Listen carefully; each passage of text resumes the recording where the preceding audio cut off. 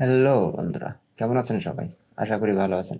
আবারও top job বিডিতে নতুন আরেকটি চাকরির বিজ্ঞপ্তিতে আপনাদের স্বাগতম। বন্ধুরা, আপনারা জানেন কি মোংলা বন্দর কর্তৃপক্ষ নতুন করে তাদের সার্কুলার প্রকাশ করেছে?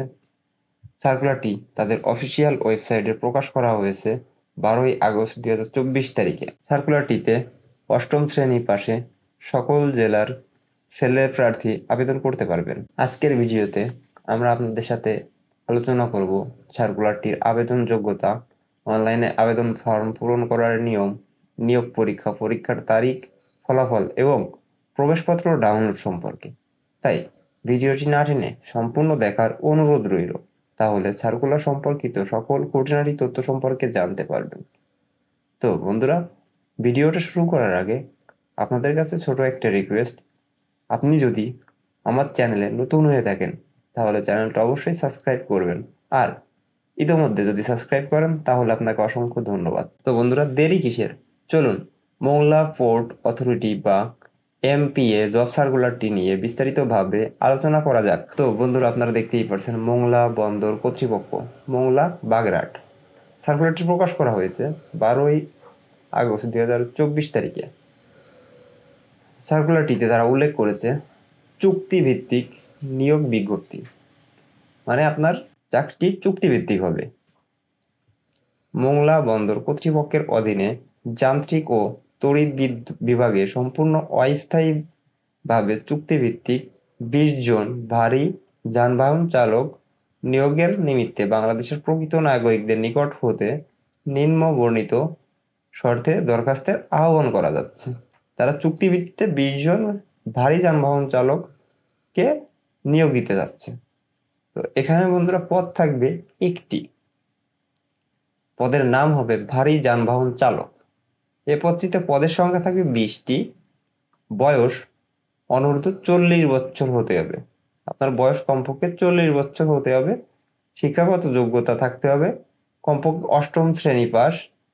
বিআরটিএ প্রদত্ত ভারী যানবাহন চালনার লাইসেন্স থাকতে হবে এবং ড্রাইভিংয়ে অনন্য 6 বছরের অভিজ্ঞতার মতো কার্গো কন্টেনার হ্যান্ডলিং ইকুইপমেন্ট পরিচালনার বাস্তব অভিজ্ঞতা থাকতে হবে। মানে আপনাকে 6 বছরের বাস্তব অভিজ্ঞতা থাকতে হবে কিসের করে?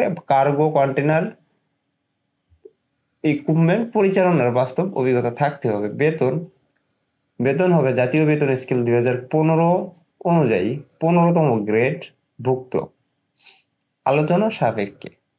তো বন্ধুরা, এই ছিল তাদের পদ। এরপর তাদের কিছু উল্লেখ করা শর্তাবলী নিয়ে আপনাদের সাথে আলোচনা করব। 1 নম্বরে যে শর্তাবলীটি রয়েছে সেটি হলো প্রার্থীকে মকব এর ওয়েবসাইট এ প্রকাশিত বিজ্ঞপ্তির মোতাবেক নির্ধারিত আবেদন ফর্ম জমা দিতে হবে।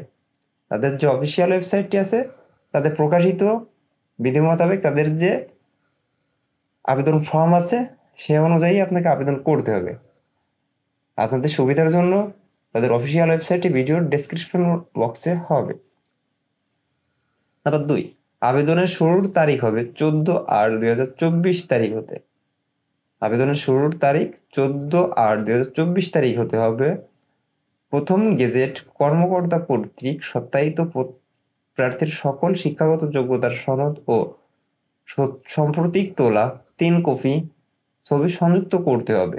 আপনার যে কাগজপত্র থাকবে সেটি প্রথম শ্রেণীর গেজেট কর্মকর্তা কর্তৃক সত্যায়িত হতে হবে এবং 3 কপি ছবি সংযুক্ত করতে হবে। খামের উপর পদের নাম উল্লেখপূর্বক পরিচালক প্রশাসন, মোংলা বন্দর কর্তৃপক্ষ, ডাকঘর মোংলা 93-150 জেলা বাগেরহাট বরাবর 29/8/2024 তারিখের মধ্যে ডাকযোগ অথবা হাতে হাতে পৌঁছাতে হবে। তাহলে 29 তারিখের মধ্যে আপনাকে ডাকযোগে অথবা হাতে হাতে পৌঁছাতে হবে।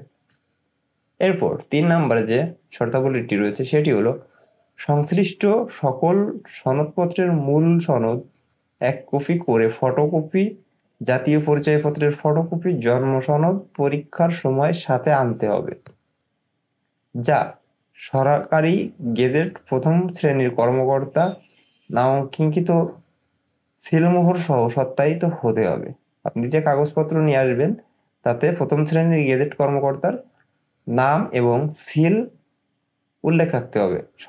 সরকারি গেজেট প্রথম শ্রেণীর কর্মকর্তার নিকট হতে চারিত্রিক সনদপত্র এবং ইউনিয়ন পরিষদের চেয়ারম্যান, পৌরসভা, সিটি কর্পোরেশন, কাউন্সিল এর নিকট হতে নাগরিকত্ব সনদের মূল কপি পরীক্ষার সময় সাথে আনতে হবে। নাম্বার 4, পরীক্ষার স্থান, তারিখ ও সময়সূচি এর অফিসিয়াল ওয়েবসাইটে প্রকাশ করা হবে। আপনার পরীক্ষার স্থান, পরীক্ষার সময় তাদের অফিসিয়াল ওয়েবসাইটে প্রকাশ করা হবে এবং টেলিফোন বা মোবাইল নাম্বারে SMS এর মাধ্যমে জানিয়ে দেওয়া হবে। নাম্বার 5, দরখাস্তে বর্ণিত কোনো সনদপত্র, প্রত্যয়নপত্র ও ঘোষিত তথ্যাদি অসত্য প্রমাণিত হলে দরখাস্ত বাতিল করা হবে। আপনি যে দরখাস্তে যে সমস্ত কাগজপত্র দিবেন সেগুলো যদি মিথ্যা হয় সেক্ষেত্রে আপনার দরখাস্তটি বাতিল বলে গণ্য করা হবে।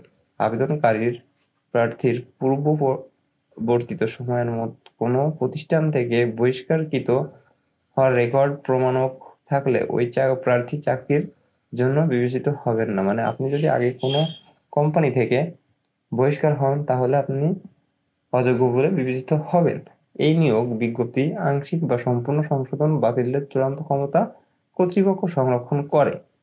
আবেদনের ক্ষেত্রে কোনো সমস্যার সম্মুখীন হলে 28/8/2024 তারিখ পর্যন্ত অফিস চলাকালে তাদের অফিসিয়াল নাম্বারে যোগাযোগ করা যেতে পারে। আপনার যদি কোনো সমস্যা হয় তাহলে 28/8 এত তারিখ পর্যন্ত অফিস চলাকালীন সময়ে তাদের যে অফিসিয়াল নাম্বারটি দেওয়া আছে সেটাতে আপনি যোগাযোগ করতে পারেন। তো বন্ধুরা, এই ছিল তাদের সার্কুলার। এত সময় আমাদের সাথে থাকার জন্য ধন্যবাদ। দেখা হচ্ছে পরবর্তী কোনো ভিডিওতে। এত সময় পর্যন্ত ভালো থাকবেন, সুস্থ থাকবেন। ধন্যবাদ সবাইকে।